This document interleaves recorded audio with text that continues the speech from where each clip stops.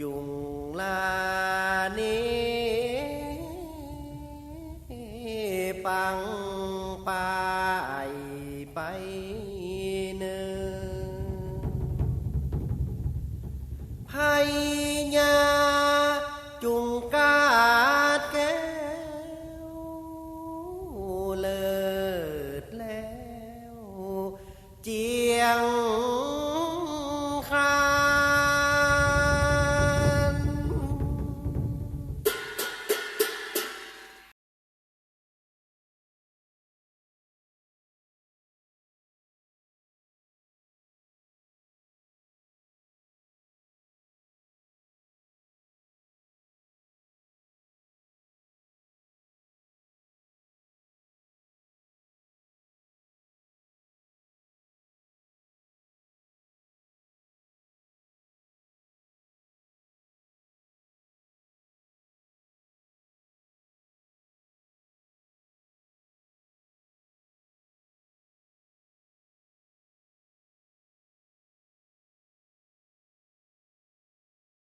พระพุทธพระธรรมพระสงฆ์กุลพ่อกุลแม่กุลครูบาอาจารย์กุลศีลธรรมกรรมฐานจงมาปกห่มรักษาครูบาอาจารย์พระเจ้าประสงค์ทุกรูปปกห่มรักษาปอออกแม่ออกศรัทธาท่านสาธุชนคนดีผู้สนใจใฝ่ในธรรมทุกท่านขอถวายความเคารพแสดงความนับถือพระมหาเถระพระเถรานุเถระเจ้าคณะพระสังฆาธิการครูบาอาจารย์เจ้าที่เปิดวิทยุฟังอยู่ที่วัดที่วาเวลานี้เจริญพรศรัทธาญาติโยมท่านสาธุชนคนดีป่าอุ้ยแม่อุ้ยนักศีลนักบุญเท่าแก่น้อยใจยิ่งตั้งหลายทุกท่านธรรมะสวัสดีสวัสดียามเจ้ามืดรุ่งอรุณของวันใหม่เจ้านี้เป็นเจ้าของวันการวันอังคารที่15เดือนมีนาคมพุทธศักราช2565เข้าสู่กลางเดือนมีนาคมแล้วเดือนมีนาคมนี่มีอยู่31วันวันนี้เป็นวันการ15มีนาคมเดือน6เหนือขึ้น13ค่ำวันพวกนี้เป็นวันโกนวันที่17เป็นวันพระเป็นวันศีลเป็นวันเดือนเพ็ญเป็นวันเดือน6เพ็ญวันที่17มาปะกับญาติโยมท่านทั้งหลายในรายการเสียงธรรมแสงทองสัพเพเหระปกิณกะใกล้แจ้งดำเนินรายการโดยอัตมภาพพระครูอภิวัฒนวิกรมวัดปากตางเจริญตำบลดอยหล่ออำเภอดอยหล่อจังหวัดเชียงใหม่เป็นผู้รับผิดชอบดำเนินรายการมาพบกับญาติโยมท่านสาธุชนท่านผู้ฟังทั้งหลายเป็นประจำในวันอาทิตย์วันจันทร์วันการแล้วก็วันพุธส่วนวันพฤหัสบดีแล้วก็วันศุกร์วันเสาร์นั้นเป็นท่านชัยวัฒนาคเสโนหรือว่าตูลุงยองวัดพระธาตุดอยน้อยรายการนี้เริ่มเวลาตี 3ในวันการนี่อาตมาภาพอยู่กับญาติโยม1 ชั่วโมงจนถึงเวลาตี 4ถึงตี 5ก็เป็นท่านสาธิตธีระปัญโยสถาบันธรรมาภิวัตรอำเภอแม่เมาะจังหวัดลำปางต 5 ถึงตี 5 เกิงบางวันก็จะเป็นสวดธรรมจักรแผ่เมตตาใหญ่แต่ว่าช่วงนี้ตี 5 ถึงตี 5 เกิงนั้นอาตมาภาพก็จะเข้ารายการมาอู้มาจามาพบปะศรัทธาญาติโยมบางวันก็มาให้รายละเอียดเกี่ยวกับงานที่จะเกิดขึ้นแถมบักกี้วันไปตั้งหน้านี้ถ้าบันับวันนี้ก็เหลือเวลาแถม2 วันถ้านับวันนี้ก็มีเวลาแถม3 วันวันนี้เฮาบันับกันละเนาะวันนี้วันที่15 16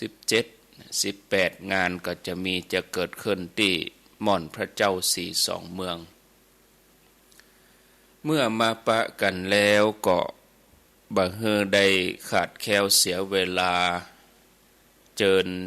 ศรัทธาญาติโยมท่านทั้งหลายได้ตั้งอกตั้งใจไหว้พระแล้วก็ฮับปอนเฮียก่อน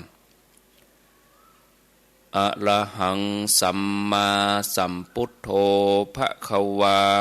พุทธังภคะวันตังอภิวาเทมิสวากขาโตภคะวตาธัมโมธัมมังนัมสสามิสุปฏิปันโนภคะวะโตสาวกสังโฆสังฆังนะมามิกับ1กับ2กับ3กับนึกถึงคุณพ่อคุณแม่ของเฮาเน้อกราบนึกถึงคุณครูบาอาจารย์กราบพระเรียบร้อยก็ขยับขยายนั่งตามสบายจะนอนฟังก็ได้เอาความสะดวกสบายของญาติโยมท่านทั้งหลายว่าตอนนี้ไปเจิญญาติโยมที่ฟังอยู่เวลานี้ได้ฮับปอนเพื่อความเป็นสิริมงคลกับตนกับตัวกับครอบครัวกับบ้านกับจองกับหอกับเฮือนพร้อมแล้วก็ตั้งใจฮับปอนเนอสัพพีติโยวิวัชชันตุสัพพะโลโกวินัสสันตุมาเตภวัตวันตะลายโยสุขีทีขายุโกภวะอภิวาทนาสิริสะนิจจังวุธาปจายิโนจัตตาโลธรรมาวัฏันติอายุวันโนสุขังพะลังเอาแล้วสบายอกสบายใจม่วนอกม่วนใจโล่งอกโล่งใจได้ไหวพระแล้วก็สบายใจดีแล้วม่วนใจดีแล้วต่อไปเฮาทั้งหลายก็มาตั้งใจฟังธรรมะพร้อมกับการปฏิบัติไปตัวการปฏิบัตินั้นนี่หาโอกาสทำได้ยากที่เฮาทั้งหลายจะปลีกเวลาออกมาจากความวุ่นวายจากกิจกรรมในชีวิตประจำวันของเฮาแต่ช่วงเมื่อเจ้าอย่างเนี้ยมันเป็นเวลาของเฮาแท้ๆศรัทธาญาติโยมพ่อแม่ทั้งหลายกำเดียวคนทั้งหลายก็จะตื่นกันขึ้นมาคนในครอบครัวตื่นขึ้นมาเฮาก็จะต้องแบ่งเวลาส่วนตัวของเฮาไปใส่ใจดูแลคนในครอบครัวบ่ใจลำพังเฉพาะ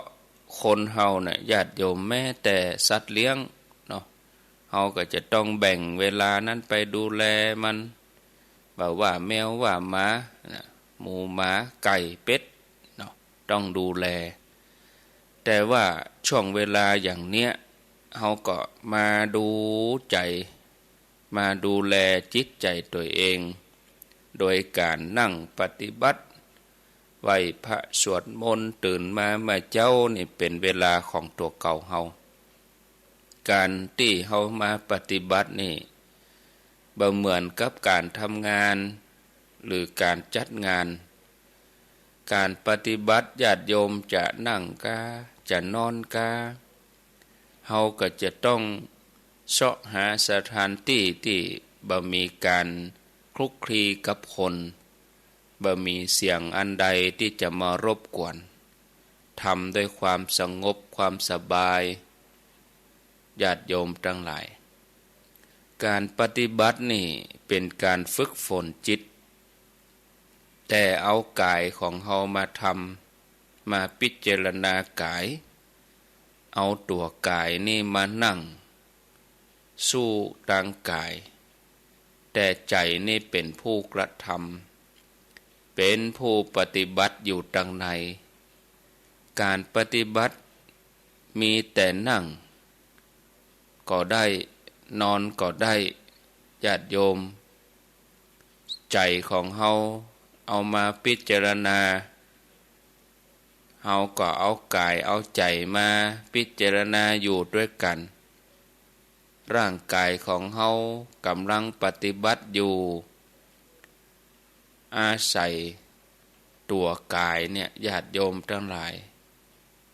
ในการที่จะพิจารณาเพราะว่ากายกับใจนี่อยู่ด้วยกันมาตั้งแต่เกิดอยู่ด้วยกันมาจนถึงบัดเดี๋ยวนี้บ่สามารถจะแยกออกจากกันไปได้การปฏิบัตินี้ญาติโยมเพื่อจะเอาร่างกายมาฝึกปฏิบัติเพื่อเกิดประโยชน์สูงสุด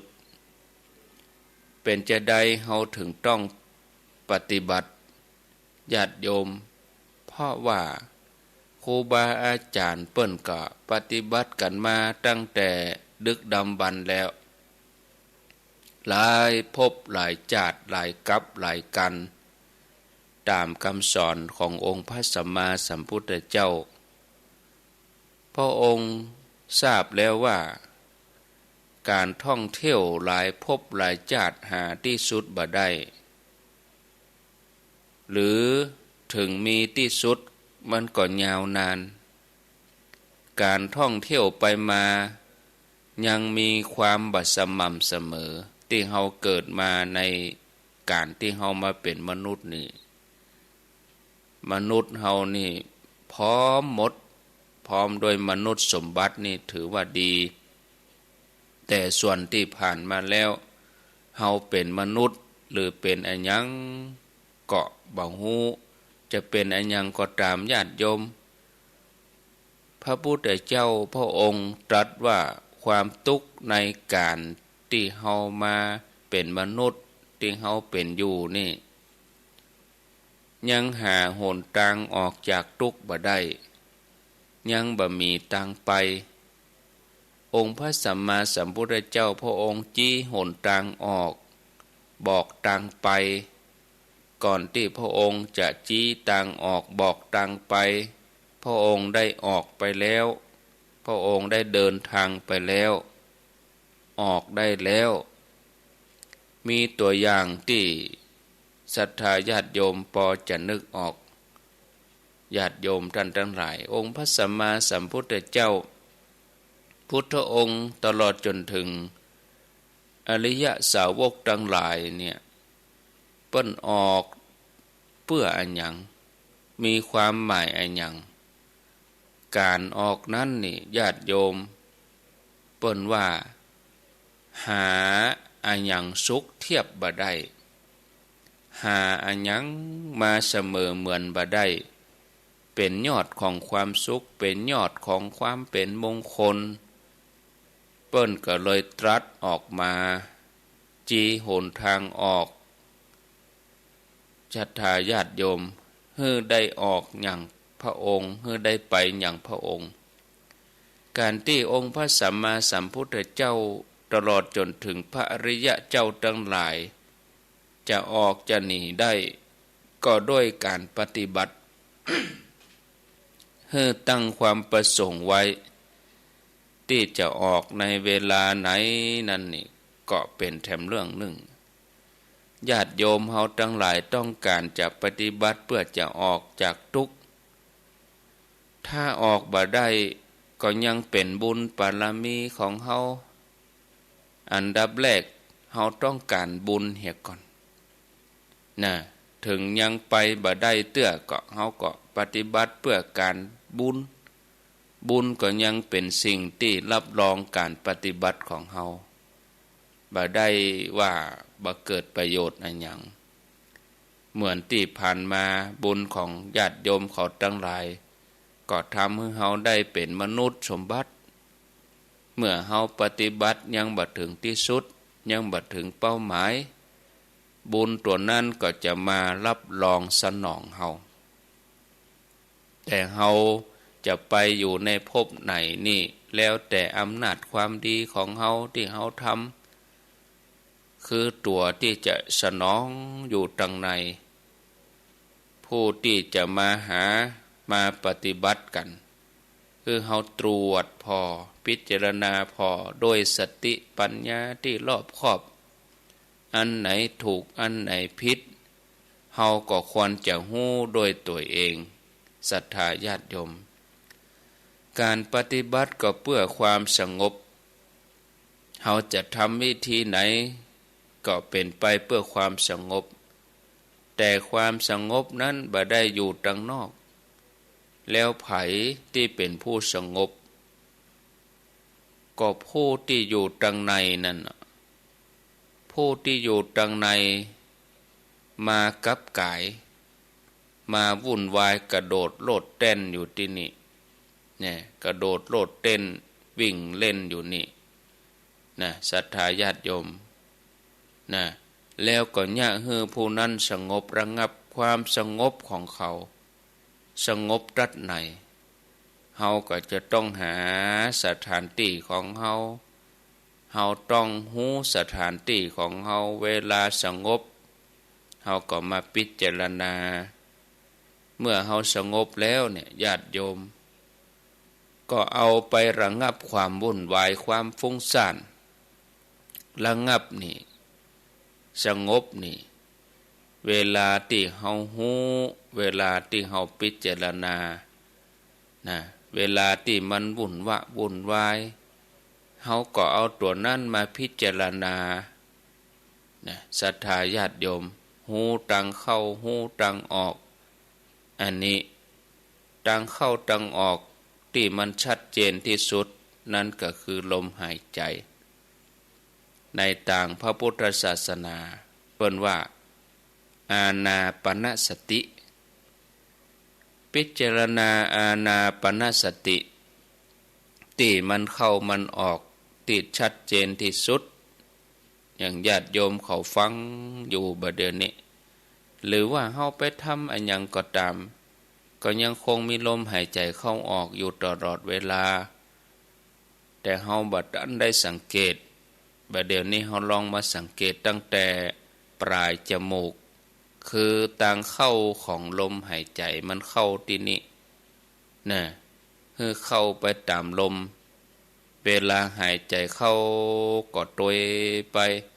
เวลาหายใจออกก็ตวยออกมานะเข้าไปแล้วก็ตวยออกมาอยู่ปลายจมูกนี่ทีนี้เมื่อเฮาหายใจเข้าไปหายใจออกมาก็เฮือมีสิ่งที่เฮายึดถือไว้คือกรรมบริกรรมนี่คือกรรมที่เฮาจะท่องไว้ในใจเฮาจะเอาปองหนอยุบหนอกะจะเอาสัมมาอรหังก็ว่าจะเอาพุทโธเฮาพิจารณาลมหายใจเข้าพุทเวลาหายใจออกโธอีนะศรัทธาญาติโยมปฏิบัติอยู่ตัวเองเพื่อจะเข้าไประงับความวุ่นวายเพื่อจะได้ความสุขกับเปิ้นพ่องเพื่อจะได้เป็นบุญเป็นกุศลกับเปิ้นพ่องญาติโยมคนเฮาทุกคนมีร่างกายอยู่แล้วเฮาก็เอากายตัวเนี้ยมาใช้นะเอามาพิจารณากูเตื้อนี่เฮาก็เอากายของเฮานี่ไปทำงานเนาะ ไปเสาะแสวงหาทรัพย์ตั้งโลกมันก็ได้ประโยชน์ร่างกายนะเฮาก็ใจทำงานทีนี้เฮาลองเอากายตัวเนี้ยมาเกิดประโยชน์ตั้งธรรมเอาใจพิจารณาทำงานในธรรมพ่องนี่ศรัทธาญาติโยมเพราะธรรมะอยู่ที่นี่อยู่ที่ท่ามกลาง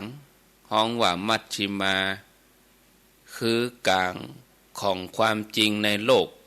นี่ศรัทธาญาติโยมท่านสาธุชนท่านทั้งหลายนี่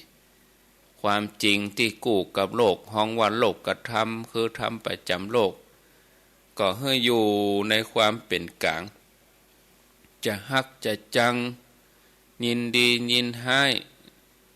ก็ว่าบ่ยินดียินให้ในสิ่งต่างๆก็ให้อยู่ระหว่างกลางนี้ถึงอดีตเนาะถึงอดีตที่ดีอดีตที่บ่ดีก็ให้อยู่ระหว่างกลางนี้กลางอดีตกลางอนาคตกลางอิทธาลมอนิทธาลมกลางความยินดีกับความบ่ยินดีเนี่ยให้อยู่ตรงกลางห้องว่ามัชฌิมาปฏิปทาตัวนี้ที่จะทำให้เราเกิดความสงบจากความวุ่นวายญาติโยมทั้งหลายเราลองพิจารณาต่อไปแถมนะเราก็จะเกิดธรรมะขึ้นมาศรัทธาญาติโยมแม้แต่องค์พระสัมมาสัมพุทธเจ้าในเบื้องต้นพระองค์ก็หาได้ทราบว่ามาอย่างใดไปอย่างใดจนถึงตอนที่พระองค์ตรัสรู้พระองค์ก็เกิดบุพเพนิวาสาสนุสติญาณแล้วก็เกิดจุตุปัตตยญาณ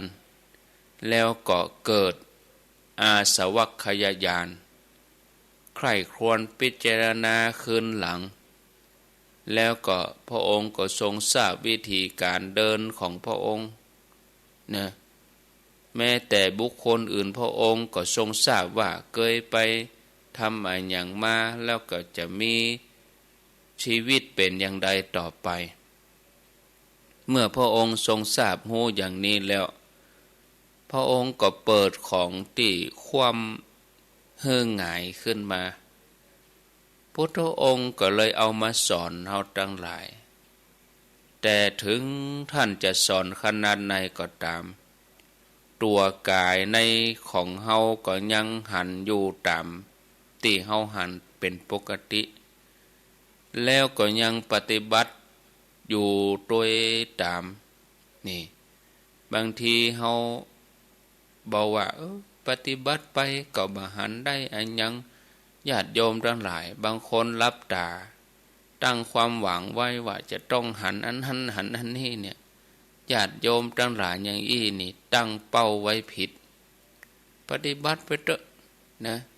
จะหันหรือบ่หันนี่ก็ปฏิบัติไปก่อนนี่ศรัทธาญาติโยมทั้งหลายถ้าเฮาไปตั้งความหวังว่าเฮาจะต้องได้หันอันนี้เป็นการปฏิบัติที่ผิดนะญาติโยมพระพุทธเจ้าเปิ้นบ่ฮื้อปฏิบัติไปทางผิดนะญาติโยมเฮาปฏิบัติไปทางถูกคืออยู่กับปัจจุบันนี้พิจารณาอยู่กับปัจจุบันนี้นะ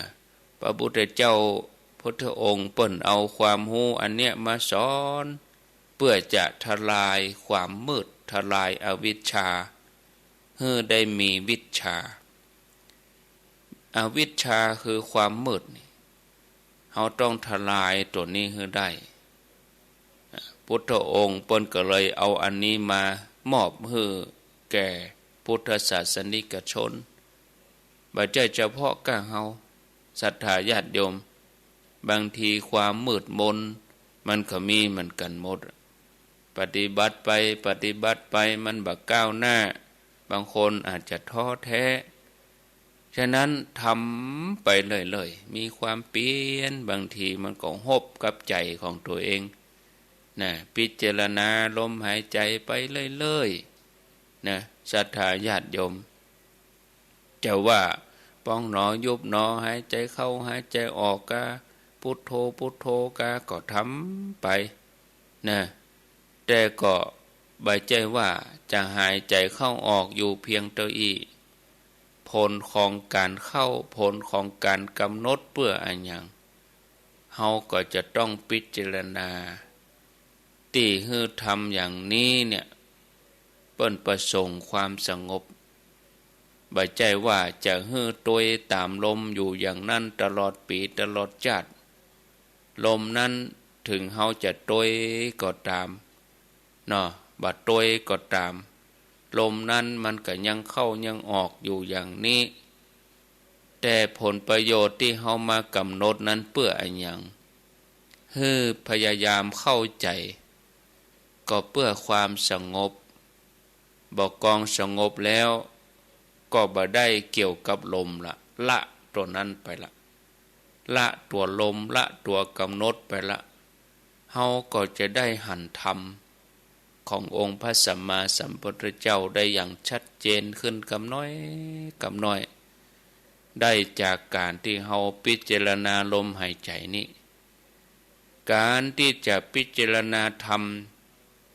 เพื่อให้เกิดปัญญาขึ้นมานี่โดยอาศัย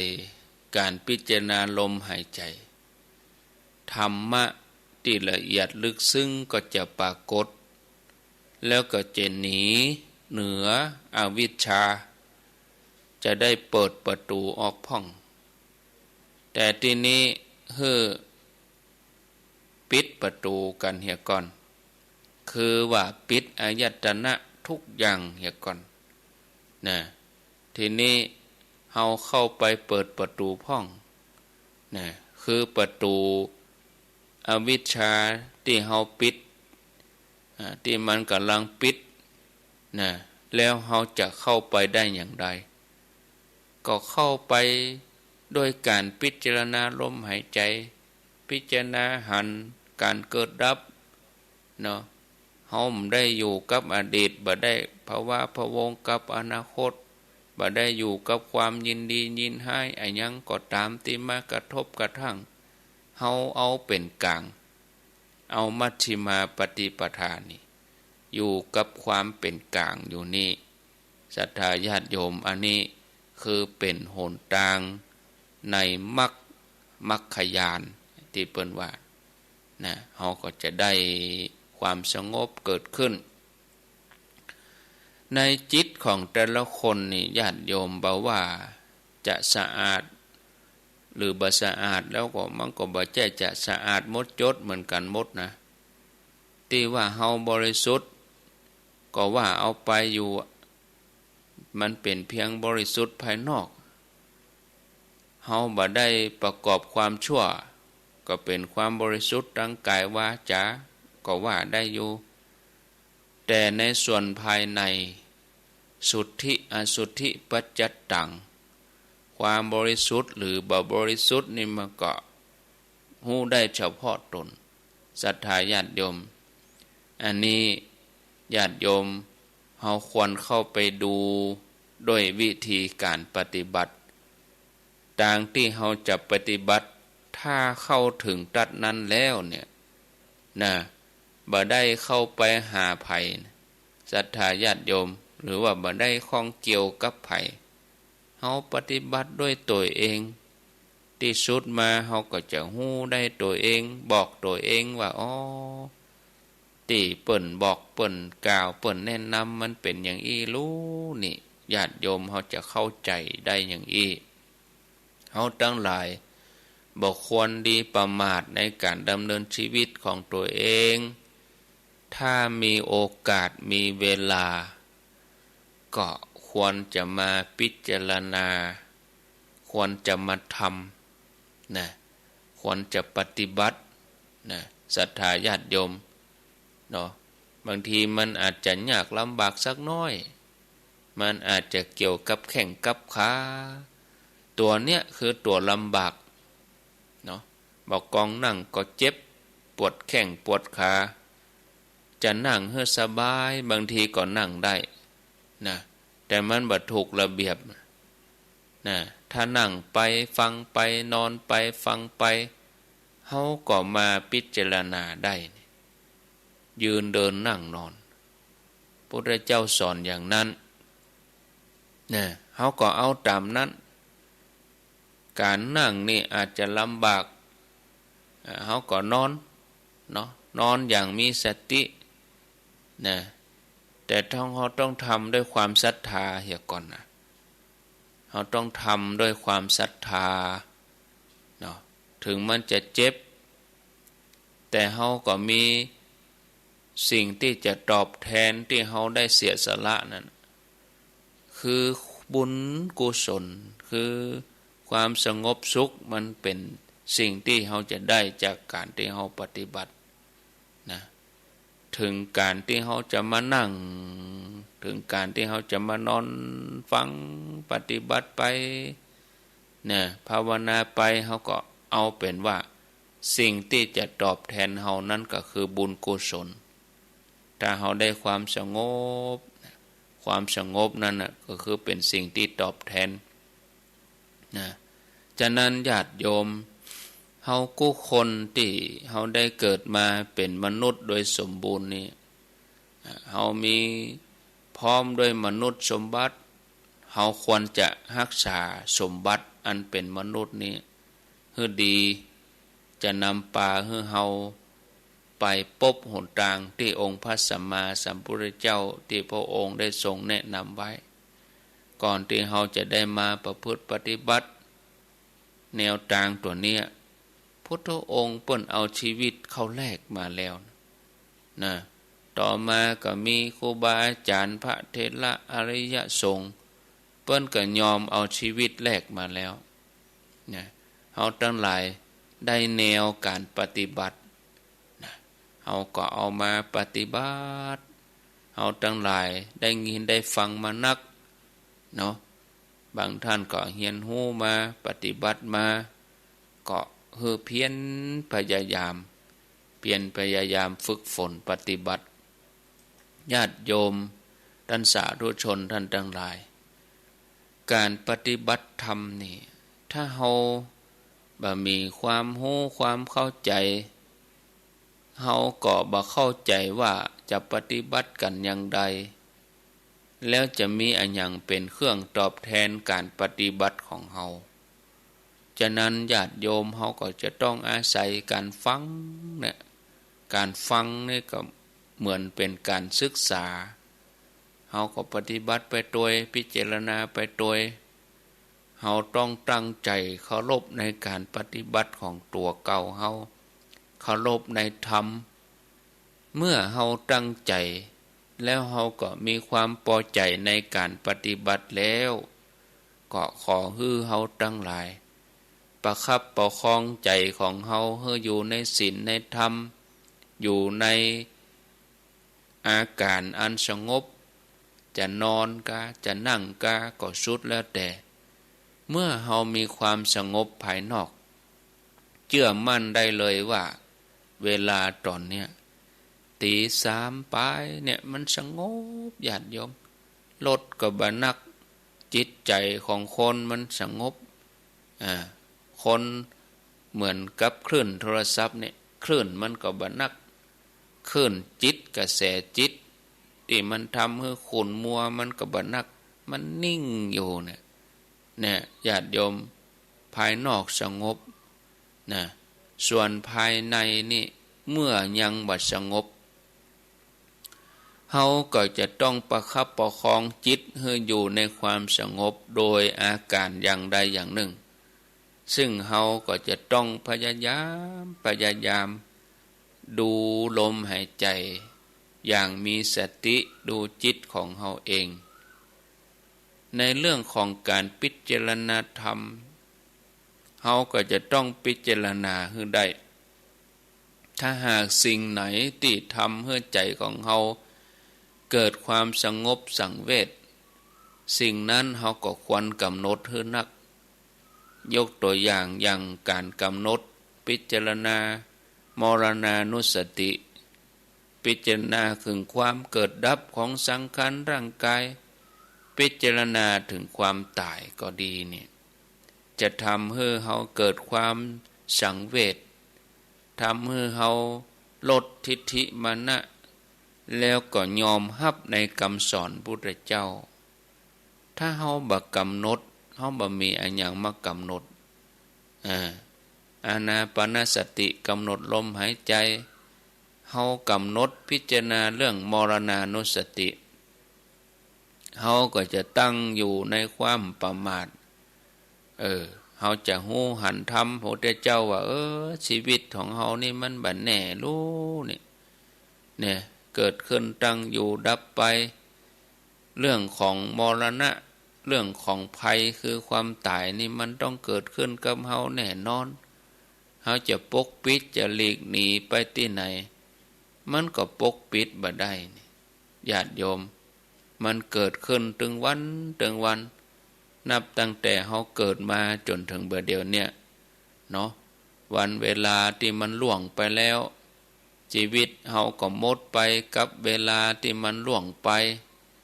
เฮาจะไปปกปิดได้อย่างไรวันนี้ก็เป็นวันที่15วันพวกก็เป็นวันที่16เนี่ยชีวิตของเฮาทั้งหลายก็ตกอยู่ในสภาวะการล่วงไปเฮาจะหลีกหนีไปไหนบ่ได้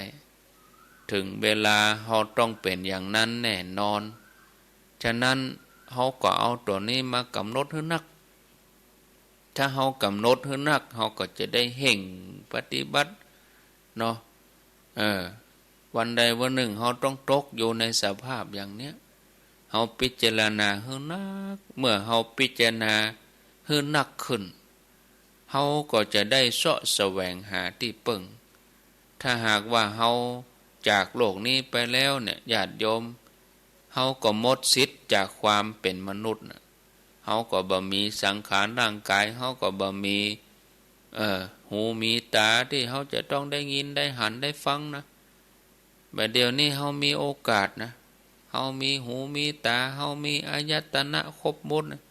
เฮาต้องเห่งทำเข้าใจ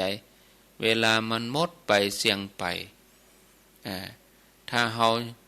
หมดสิทธิ์ในโลกนี้แล้วเฮาจะไปเปิ้งหยังศรัทธาญาติโยมมันลุดไปอยู่แห่งเมืองหนึ่งนะมันเป็นเมืองที่เฮาก็บ่เจ้งฮู้จักไผสักคนเนี่ยจะไปสื่อสารหาไผเนี่ยญาติโยมก็ต้องเปิ้งตัวเองเนี่ยต้องไปอยู่แห่งเมืองหนึ่งนะเฮาบ่ฮู้อันหยังสักอย่างเนี่ยศรัทธาญาติโยมแต่โลกมนุษย์นี่เฮาฮู้เฮาสื่อสารเฮาอู้ได้เฮาหันเฮาหยัง แต่แห่งเมืองหนึ่งแห่งโลกหนึ่งเนี่ยเฮาจะไปฮู้อย่างใดศรัทธาญาติโยมเมื่อเฮาอยู่ในเมืองมนุษย์เฮาก็เปิ่งกันได้เนาะเปิ่งดินเปิ่งฟ้าอากาศเปิ่งอาศัยกันเฮาได้เปิ่งอาหารการบริโภคได้ใจเครื่องใจสอยมีที่อยู่อาศัยเฮาก็เปิ่งกันได้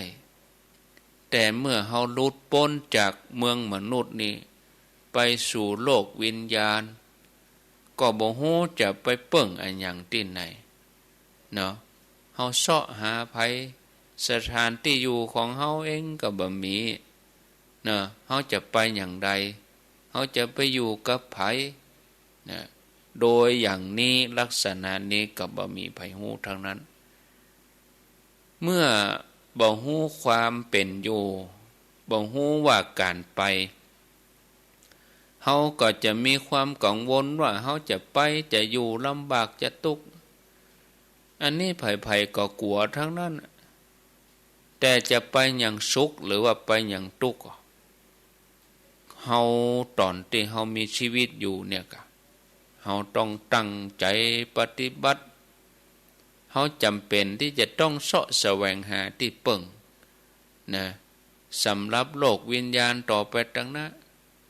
นอกจากความเป็นบุญเป็นกุศลอันนี้เป็นที่เปิ่งของเฮาที่จะทำให้เฮาไปสู่สุคตินะเมื่อเฮาต้องการความสุขเฮาก็มาแสวงหาประกอบการบุญ อย่างเฮาตั้งหลายมาฟังธรรมเปิดวิทยุฟังเจ้าค่ำนี่มันก็เป็นบุญแต่ฟังอย่างเดียวนี่มันได้เตือนเฮาต้องปฏิบัติโดยที่เฮามาเจริญสติภาวนาก็เป็นบุญการเสียสละในการทำทานก็เป็นบุญอันนี้เป็นการสร้างทานไว้สำหรับตัวเก่าเฮาตั้งหน้าถ้าหากว่าเฮาบ่มีอันหยังเป็นที่ปึ้งเฮาก็จะต้องทุกข์ยากลำบากมีความลำบากเนาะความวิตกกังวลนั่นก็มีเหมือนกันหมดทุกคนนะกลัวตัวเก่าที่จะต้องไปทุกข์ลำบากกลัวตัวเก่าลำบากเมื่อเฮากลัวว่าจะลำบากบัดเดี๋ยวนี้เฮามีโอกาสแล้วเฮาก็ต้องเสาะแสวงหาที่เปิ่งที่อาศัยทีนี้ที่เปิ่งที่อาศัยของเฮาจะเกิดขึ้นได้นี่เกิดจากทางไหนมาจากไหนเมื่อเฮาทั้งหลายเป็นเจ้าพุทธมีพระพุทธเจ้าพระองค์ได้ตรัสรู้เองโดยชอบด้วยตัวเองพระองค์เป็นครูของมนุษย์และเทวดาทั้งหลายพระองค์เป็นศาสดาเอกของโลกคือพระองค์ได้เป็นผู้ที่ทำให้มีให้เกิดขึ้นมาเนี่ยญาติโยมทั้งหลายได้หู้ได้หันมาก่อนในเรื่องของความเป็นบุญเป็นกุศลเป็นมรรคเป็นผลนะอันที่จะนำพาเฮาไปนะเฮาบ่มีตัวกายหยาบตัวนี้แล้วเฮาได้เปิ่งมันแล้วนะญาติโยมนะถึงวันนี้เฮาเปิ่งกายหยาบนี่อยู่หรอเฮาต้องเอามีมือมากำเข้าใส่ปากจะย่างจะเตียวจะเกี้ยวจะกินนี่เฮาเปิ่งกายหยาบตัวเนี้ยแต่ถ้าวันใดเมื่อใดเฮาจากโลกนี้ไปแล้วกายหยาบตัวนี้เขาก็เอาไปเผาเป็นเหมือนต้นไม้ต้นฟืนเป็นเชื้อเพลิงนะที่สุดมาก็เป็นกระดูกเป็นเท่าเป็นทานเป็นผุยผงไปเนี่ยถ้าเฮาเอาตัวนี้มากำหนดพิจารณาโอ้เฮาจะได้ตั้งใจพิจารณาพระองค์ทรงเข้าใจพระองค์ได้หันมาหมดแล้วพระองค์ก็เลยเป็นห่วงสัตว์โลกที่ยังตกค้างอยู่ในโลกนี้กลัวว่าจะมีความทุกข์เดือดร้อนเป็นไปตามอำนาจของกิเลสอำนาจของความหลงละเลงนะก็จะมีความเกิดแก่เจ็บตายบ่มีวันสิ้นสุดพระพุทธเจ้าพระองค์ก็เมตตามีความสงสารพระองค์ได้ผ่านไปแล้วพ้นไปแล้วได้ประกาศพระสัทธรรมคือความจริงในความหันของพุทธองค์คำสอนถึงโมที่พระองค์ชี้แจงบอกตั้งแต่สมัยพุทธกาลซึ่งพระองค์ได้ตรัสรู้พระองค์ก็ได้สอนแก่บุคคลที่มีอุปนิสัยพระองค์ได้ทรงสอนเมื่อจบเทศนาก็ฮ้องว่าได้สำเร็จตามคำสอนพุทธองค์จะได้พ้นทุกข์ไปได้รับชัยชนะส่วนที่เหลือแล้วยังบ่สามารถทำได้อย่างหมู่เฮาทั้งหลายเนี่ยพระองค์ก็วางแนวทางไว้คือปฏิบัติคือทำตามคำสอนของพระองค์ก็เป็นเหตุให้ไปเกิดเป็นบุญเป็นกุศลซึ่งพระองค์ทรงบัญญัติชี้แนวทางเอาไว้มีอยู่3ประการจะทำให้เกิดบุญกุศลขึ้นมาคือทานศีลภาวนาทานละไมศีลละไมภาวนาไม่บุญสำเร็จด้วยการให้ทานบุญสำเร็จด้วยการรักษาศีลบุญสำเร็จด้วยการภาวนาเปิ้นวางแนวทางไว้อย่างนี้เมื่อมีแนวทางไว้อย่างนี้เฮาทั้งหลายก็มาปฏิบัติโดยอย่างการให้ทานเฮาก็เสียสละมา ทำอยู่ประจำการรักษาศีลเขาก็ถือเอาวันศีลสัปดาห์ในเหี่ยววันบางท่านก็เอาบัดเดี๋ยวนี้เขาก็มีศีลกันทุกคนหรอเวลาตอนเนี้ยเวลาเจ้าอย่างเงี้ยเนาะมีศีลเหมือนกันหมดอะลองสำรวจพอ5 ข้อเนี่ยเขาอยู่บ่ได้เนี่ยเขาจะไปฆ่าสัตว์ตัดชีวิตอะไรอย่างเขาจะไปจุไผ่เขาจะไปลักขโมยไผ่จะไปพืชข้อกาเมอย่างที่ไหนดื่มสุราเมลัยอย่างที่ไหนเขาอยู่เฉยๆของเขาก็มีศีลสมบูรณ์แล้วหรอบัดเดี๋ยวเนี่ยกู้คนเนี่ยญาติโยมขาดอยู่อย่างเดียวคือว่าเราจะต้องตั้งจิตให้เป็นภาวนาให้ได้ถ้าเราตั้งจิตเป็นภาวนาให้ได้มันก็จะเกิดบุญกุศลอันเนี้ยพ่อแม่ศรัทธาญาติโยมก็จะเป็นปัจจัยเป็นอุปนิสัยเป็นญาณพาหนะนะสำหรับที่จะนำป่าเฮาไปสุคติโลกสวรรค์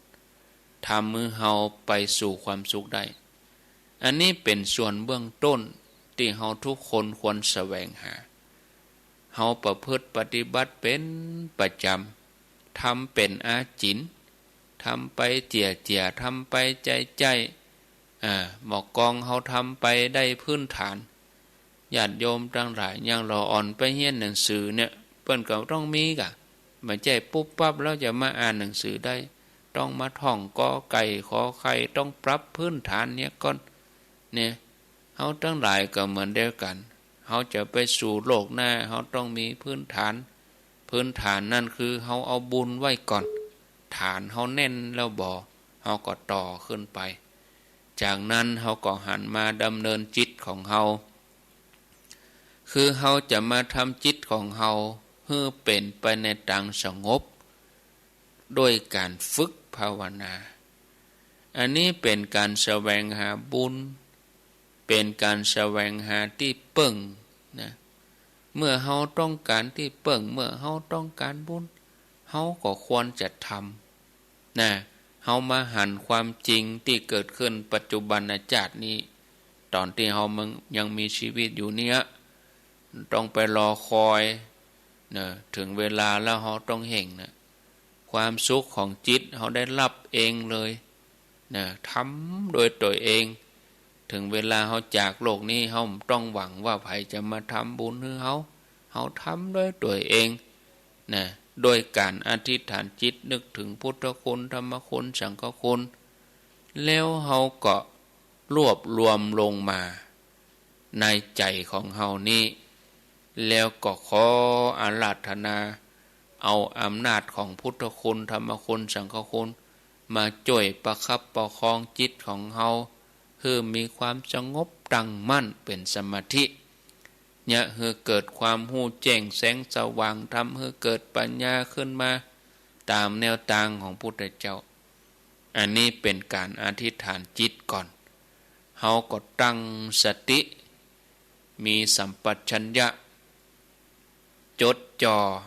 ในอาการเคลื่อนไหวของร่างกายเมื่อร่างกายของเฮาสงบดีแล้วเฮาก็มาจดจ่ออยู่ที่ลมหายใจแล้วเฮาก็เอากรรมบริกรรมขึ้นมา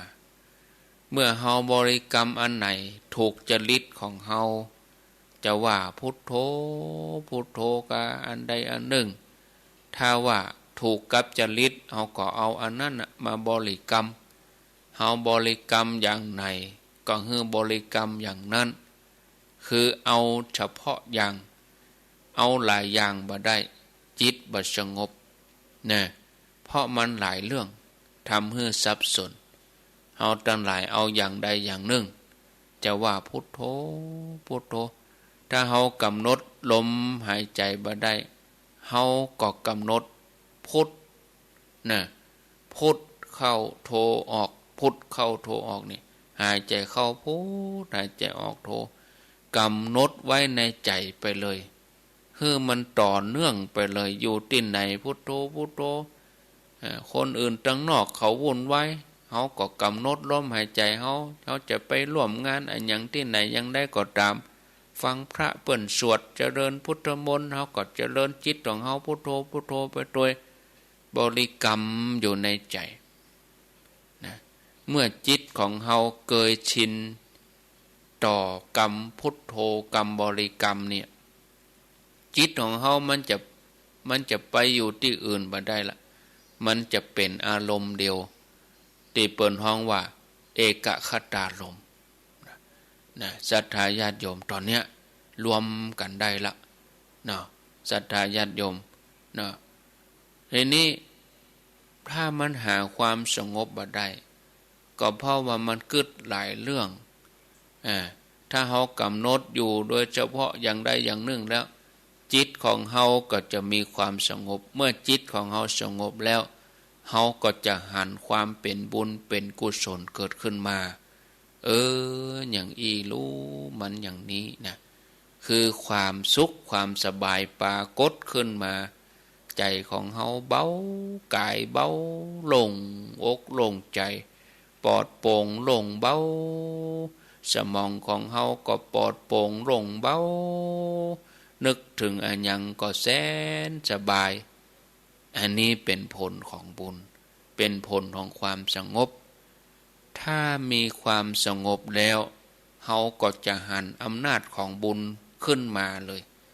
ความเป็นบุญเมื่อจิตเข้าถึงเฮาก็จะหันทันทีที่พระพุทธเจ้าเปิ้นสอนไว้